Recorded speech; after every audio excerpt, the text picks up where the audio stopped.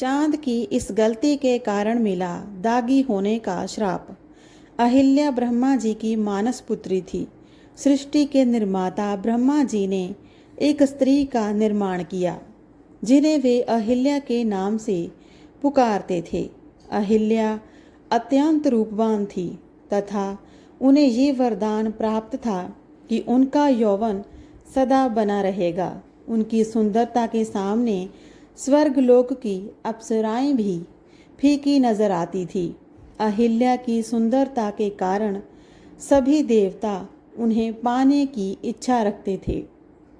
ब्रह्मा जी ने अहिल्या की शादी के लिए एक परीक्षा का आयोजन किया जिसके विजेता से वह अहिल्या की शादी रचना चाहते थे। सभी देवताओं को निमंत्रण दिया गया। सभी देवता उस परीक्षा के लिए उपस्थित हुए। महर्षि गौतम ने यह परीक्षा उत्तीर्ण की। इसी कारण अहिल्या का विवाह विधि पूर्वक महर्षि गौतम के साथ हुआ। इंद्रदेव अहिल्या की सुंदरता पर अत्यधिक मोहित हुए। एक दिन इच्छा के वशीभूत इंद्रदेव पृथ्वी लोक में अहिल्या से मिलने चले गए। महर्षि गौतम के रहते इंद्रदेव कोई दुस्साहस ना कर सके।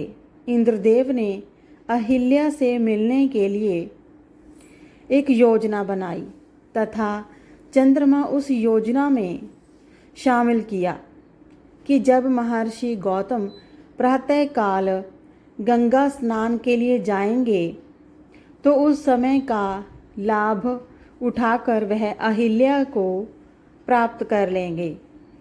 योजना के अनुसार चंद्रदेव ने अर्धरात्रि को मुर्गे की बांग दी। गौतम महर्षि समझे कि सवेरा हो चला है। वह तुरंत उठे तथा गंगा तट पर स्नान करने चले गए।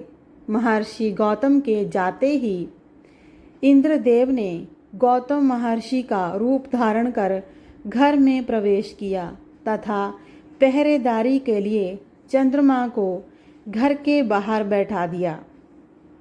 ऋषि गौतम जब गंगा तट पर पहुँचे तो उन्हें अलग ही आभास हुआ तथा उनके मन में संदेह भी उत्पन्न हुआ। तब गंगा मैया ने प्रकट होकर महर्षि को बतलाया कि यह सब इंद्रदेव का बुना जाल है। अहिल्या की सुंदरता से मोहित होकर कुकृत्य की भावना से इंद्र पृथ्वी लोक पर आए हैं। यह सुनकर क्रोधित महर्षि गौतम तेजी से अपनी कुटिया की तरफ आए। जब उन्होंने कुटिया के बाहर चंद्रमा को बैठे देखा तो गुस्से में महर्षि गौतम ने चंद्रमा को श्राप दे दिया कि राहु की कुदृष्टि तुम पर सदा बनी रहेगी। इसी श्राप के कारण चंद्रमा को ग्रहण लगता है। गुस्से से लाल पीले महर्षि गौतम ने अपने कमंडल से चंद्रमा पर प्रहार किया। इसी कारण चंद्रमा में दाग है। इंद्रदेव को महर्षि गौतम के आने का आभास होते ही वह वहाँ से भागने लगे। महर्षि गौतम ने इंद्र को श्राप दिया तथा पृथ्वीलोक में पूजा न होने की बात कही। वहाँ से भागते समय इंद्रदेव अपने असली रूप में आ गए। अहिल्या की कोई गलती भी नहीं थी। उनके साथ तो इंद्रदेव ने छल किया था, परंतु क्रोध के आवेश में महर्षि गौतम ने अहिल्या को अनंत काल तक शिला का रूप धारण करने का श्राप दे दिया।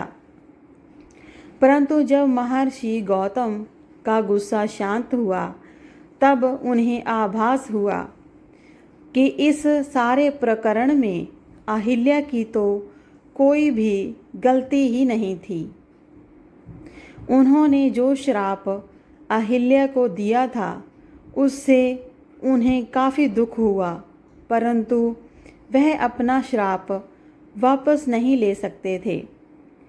तब उन्होंने अहिल्या की शिला से कहा, जब तुम्हारी शिला पर किसी दिव्य आत्मा के चरणों की धूल पड़ेगी, स्पर्श करेगी, तब तुम अपने असली रूप में आ जाओगी। इतना कह महर्षि गौतम वहाँ से चले गए। युग बीत जाने पर महर्षि विश्वामित्र राक्षसी ताड़का वध के लिए अयोध्या से प्रभु श्री राम एवं उनके भाई लक्ष्मण को अपने साथ लेकर आए। ताड़का वध के बाद भगवान श्री राम की वन में एक तरफ वीरान पड़ी कुटिया पर नजर पड़ी, तो वह वहां गए तथा अपने गुरु महर्षि विश्वामित्र से पूछा, गुरुवर, यह अत्यंत सुंदर कुटिया किसकी है, जहाँ इतनी वीरानी है? प्रतीत होता है कि युगों से यहाँ कोई आया गया नहीं है। कोई पशु पक्षी भी इस सुंदर कुटिया में नजर नहीं आ रहा। आखिर इसका क्या कारण है? इस रहस्य को बताइए। तब महर्षि विश्वामित्र ने कहा, हे प्रभु, ये कुटिया वर्षों से आपके आने का इंतजार कर रही है।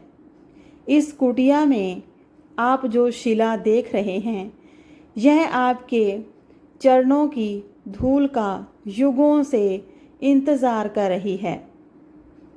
भगवान श्री राम ने महर्षि विश्वामित्र से पूछा, आखिर इतने वर्षों से ये शिला क्यों मेरी चरण रज का इंतजार कर रही है?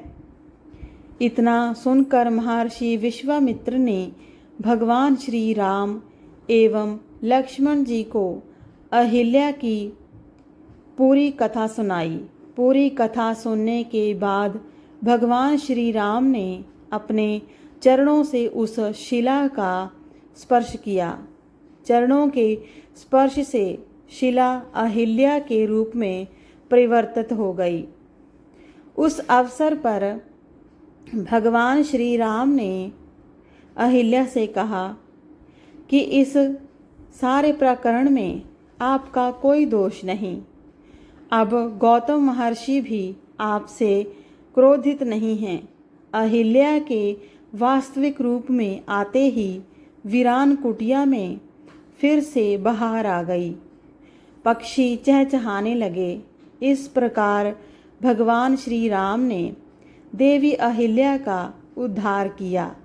सभी योगी जन इसी राम नाम का जाप करते हुए परम सत्य को पाने के लिए प्रयासरत रहते हैं। राम नाम रहस्यपूर्ण का गूढ़ होने पर भी मधुर, मनमोहक व कल्याणकारी है। आज की कहानी अच्छी लगी हो तो वीडियो को लाइक और शेयर ज़रूर करें। चैनल को सब्सक्राइब करना ना भूलें। मिलते हैं नई कहानी में। धन्यवाद।